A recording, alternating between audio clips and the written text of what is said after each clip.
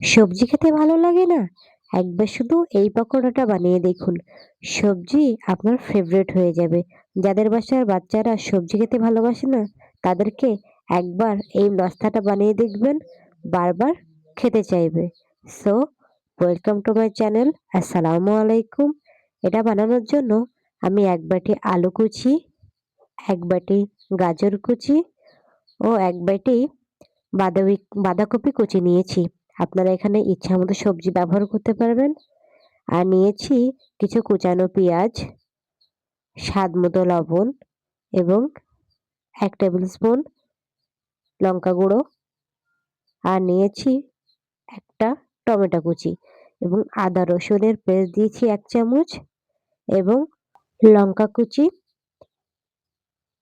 এবার আমি দিয়ে দিচ্ছি ধনেপাতা গুঁড়ো ও ১ কাপ বেসন।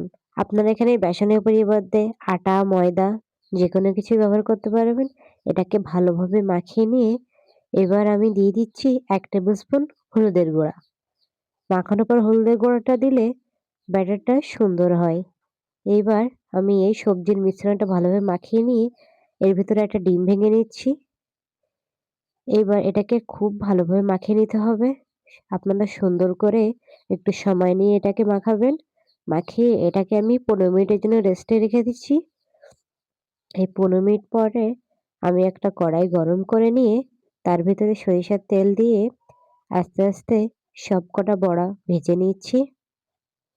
এই পাকোড়াগুলোকে আমি লো টু মিডিয়াম আঁচে ভেজে নিচ্ছি। কারণ হাই হিটে ভাজলে আমাদের পকোড়াগুলো কিন্তু পুড়ে যাবে। সো অবশ্যই আপনাদের চুলার আঁচটা লো টু মিডিয়ামে রাখবেন। এ এবং দেখেছেন কত সুন্দরভাবে আমাদের পকোড়াগুলো রেডি হয়ে যাচ্ছে। আপনারা এপিঠ ওপিঠ আস্তে, আস্তে উল্টে দিয়ে এটাকে রেডি করে নিবেন। এটা কিন্তু বানাতে কোনো অতিরিক্ত তেলের কোনো প্রয়োজন নেই।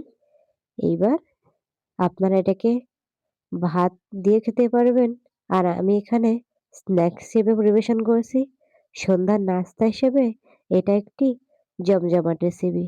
সো অবশ্যই বাসায় এটাকে বানিয়ে দেখবেন। এটা খেতে যেমন সুস্বাদু এবং পুষ্টিকর। সবজি দিয়ে একদিন এটা বানিয়ে দেখবেন। আর আমার ভিডিওটা ভালো লাগলে অবশ্যই লাইক, কমেন্ট অ্যান্ড সাবস্ক্রাইব।